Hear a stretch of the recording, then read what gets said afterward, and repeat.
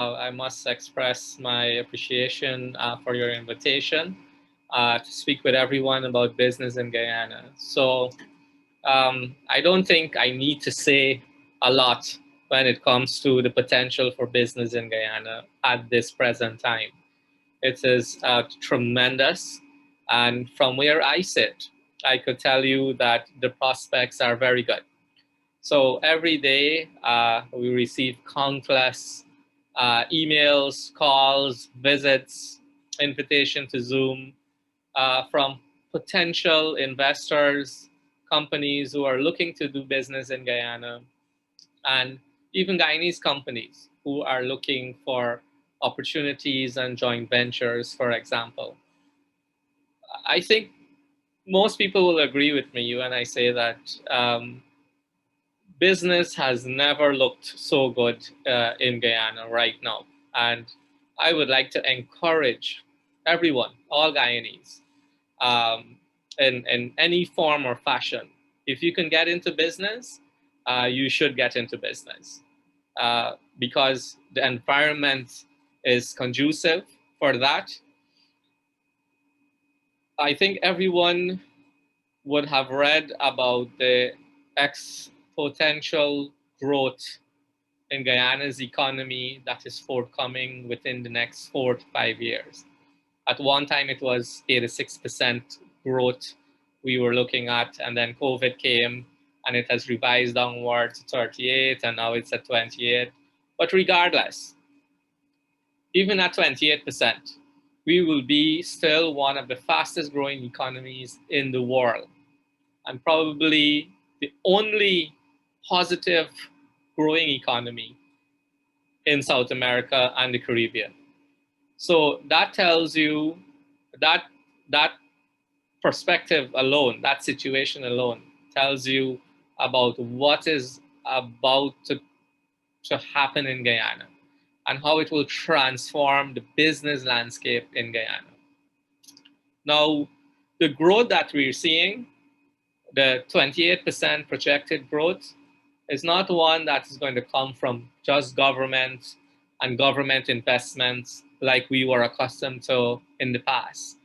A lot of it is driven by private sector growth, private sector investment into Guyana. And we have to take, and I will encourage everyone to take full advantage of this potential for business. Within AMCHAM Guyana, we have American companies who are members of the chamber. We have regional companies from the Caribbean. We have local companies. For American companies, we have from the largest, Hess and Exxon and Baker Hughes and Halliburton. So regional companies, we have Massey, Republic Bank, who are members of the chamber. And local companies, we have some big ones as well. GBTI, the Coron Group, Queens Atlantic. These are all big players in the local industry. So we have a very nice group of members who, when they come together, they are able to exchange business cards. They are able to speak to each other about what they do and also to network. And that is what the chamber does. We provide the opportunity for people to network and to ensure that there is a room and a facilitation that is in place so that it has a very smooth transition in terms of what you have and what you would like to sell and what other companies would like to buy or would like to have. Uh, I would say to the members of this meeting here today, and I'm pretty sure many of you are in business or you're seeking to go into business. Uh, I would encourage you to do so and to also do so the right way. And when I say the right way, we just had a wonderful presentation about compliances, taxes, VAT remittances, and all of those things that have to be done. The world that we're living in now, the new economy of Guyana, will require every business to ensure that they are in compliance with the laws of Guyana. You are not going to have businesses, you are not going to get jobs, you will not be able to provide services to the international companies in Guyana if you do not have the requisite documents and compliance that are required by law in Guyana. So, for example, if you are supplying, for example, you have always been supplying stationery. Let's just take that as an example.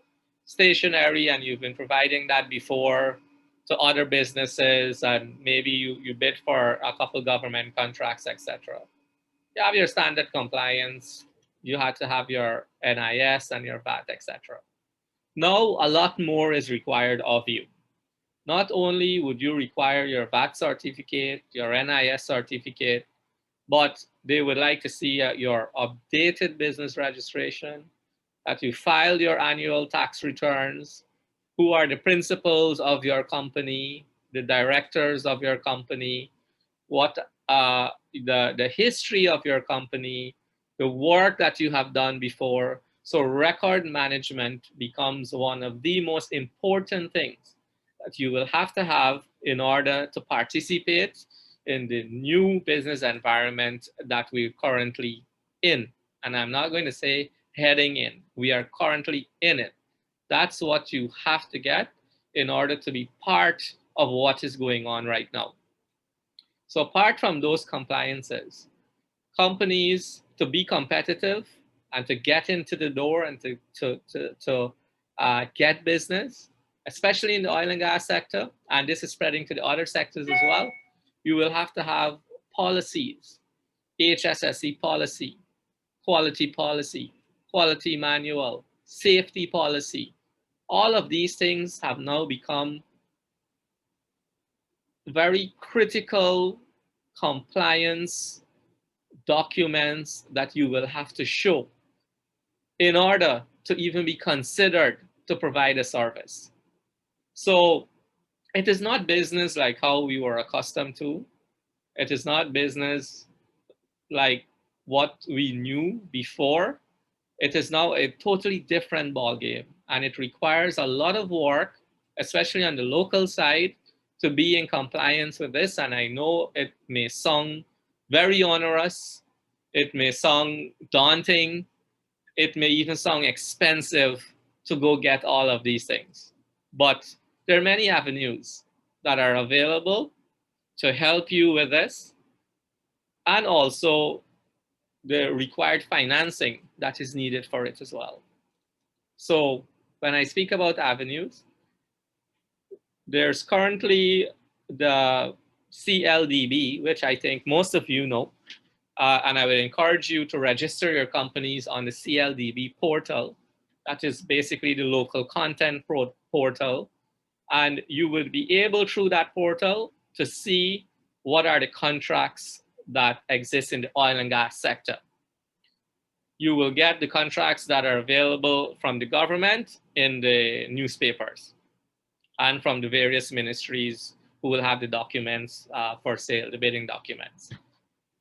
By registering on the portal, you will see that they will ask you for all of the compliances that I've just mentioned just now. So it's critical, it's needed. And to go about getting them, there are companies, and Abigail, I'm not sure if your company helped with this as well, but there are companies that will help you to get those compliances in order, your VAT, your TIN, your NIS, all of those things. There are companies that will help for that. If you're looking to get into the HSSE, get the quality policy, the safety manual, and all of these things, the CLDB or the DAI, we call it the DAI office here, they have numerous training programs that you yourself or your staff or whoever you've identified from your company can go and sign up for those trainings. Those trainings are free.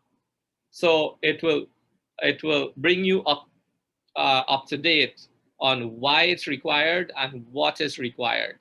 And there is even, I believe, a provision to help you to acquire that. That is the local content aspect, and it's available for all local companies, and you should really take advantage of it because, like I said earlier, you will not be able to compete, and your businesses will not be able to compete if you don't have these compliances in order. We're not going to sit and we're not going to debate about the prospects for business. We've addressed that. You know it. It's there. It's only going to get better. If it was not for COVID, I think we would have been a booming economy. I think business would have been flourishing at an exponential rate, and so we should look ahead. We should not worry about what has happened, and even during the COVID time, businesses have still been going on, especially in the oil and gas sector. So I would like to encourage all of the business, Abigail, to take heed on what are these requirements, that and what and how they need to put themselves into position to be competitive, to grow. There are many opportunities as well for joint ventures.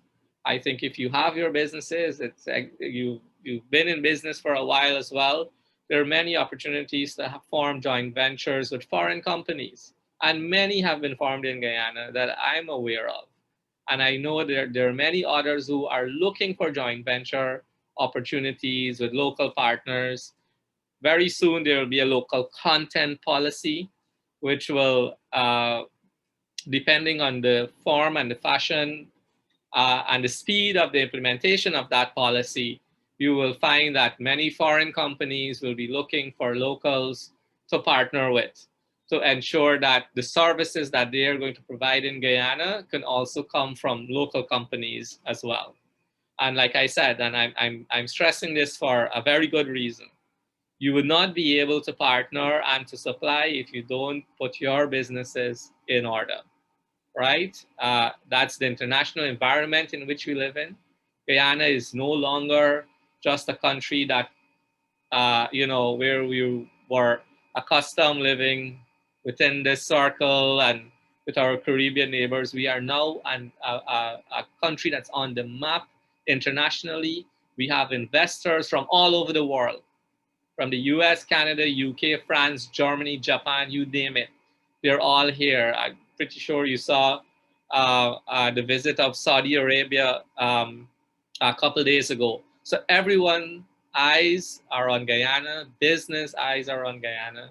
And I would just like to encourage Abigail through your forum that we take heed of what is happening around us, and we don't, not position ourselves to benefit from what is happening.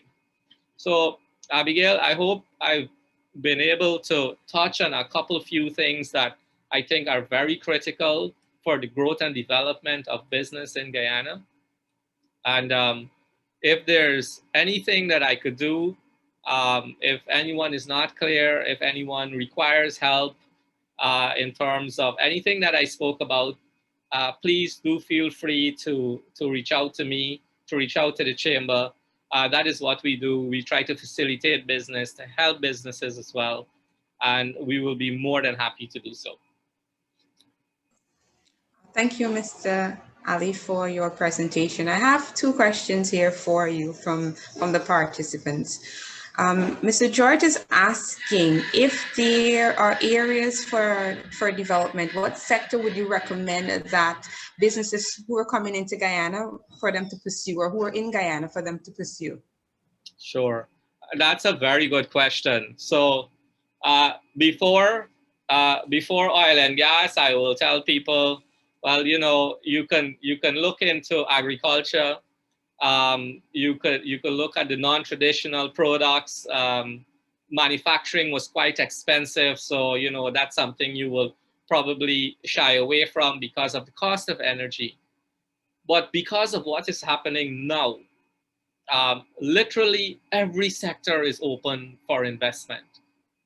Uh, there is no sector in Guyana that you can really look at and say, this is where we should focus on. This is where all the money is. And that's absolutely not the case. So if you look, agriculture sector is needed. We're going to have an expanded population. People are going to have to come here to work. We're going to have to feed them. We don't want a high import bill. So we have enough land to feed everyone, including in the Caribbean. So agriculture is a very good industry to get into. And like I said, if you're getting into the agriculture sector as well, you have to be innovative. You have to be transformative. You have to utilize technology. Manufacturing is another area, and I think the government of Guyana is working towards reducing the cost of energy, which is a very big impediment, and all of us in business knows that, whether in manufacturing or not, the cost of energy really is what keeps us back from being competitive. But let's say within the next couple of years, we manage to either bring natural gas on shore, or we invest in hydros or solars or renewable energy, and we can bring the cost down, which will happen. I have no doubt about that. Manufacturing is another area to get into. Packaging, canning, exporting. Um, all of the other services, whether it's in the medical field, construction, for example, it's already taken off. Next year, we have about 4 or 5 hotels that will be built. We have major highways and roads that will be developed. We have housing schemes, whether it's low-income housing scheme or expat housing scheme or remigrant housing scheme. The housing sector itself will be booming next year. Apart from all of the other private construction that will be going on for office buildings and all of those things. So, Abigail, every sector in Guyana has potential. You just need to identify which one you love working in, which one you're good at, which one you can have a good partner in or a joint venture in, and you just head into it. Because that's where we are in a very unique time right now, and many of us should be consider ourselves privileged to be living in this time. We're going to see a very transformative Guyana, um, one where all Guyanese, all businesses, everybody will have a very critical role to play inside. And let us not sit back and look at it. We should be involved in it. Right? So, Abigail, to answer your question, I wouldn't single out any sector. I think there's tremendous potential in all of the sectors for growth and investment. I completely agree with you. Guyana has taken off, and for those who are looking to start business, the opportunities are endless. So now is the right time to start your business here in Guyana. And the other question, both you and Alexis can, if she's still on, can answer it. Someone is asking, Mr. Eiffel, with respect to Guyana companies looking for outside investors, have you generated a list of those companies who are looking for investors? Yes, Abigail, we are currently putting together a list at the chamber. So what we did was we have from the chamber a list of our members who are interested, and I will be having a call next week with about 90 US firms who are interested in Guyana. And from that, we will try to put that, match the firms who are willing to do joint ventures and match which sectors the US companies would like to invest in. So by next week, I would say, Abigail, that we will be able to get a list, very comprehensive list of firms that are interested in doing business in Guyana, interested in a specific sector, and also interested in joint ventures. Thank you so much. And how can folks reach out to you at the chambers? Sure. So, Abigail, my email is zulfikar@amchamguyana.com. I'm going to type it in the group chat. And feel free to contact me, to email me, to message me. Our office is in the Marriott, right next to the wine vault. Please stop by anytime between 8 to 4:30. I may not be there, but we have staff in the office. Leave your business card. and tell us how we can help you. We will be more than happy to. And feel free as well to send me an email, and any questions you have, I will be more than happy to answer.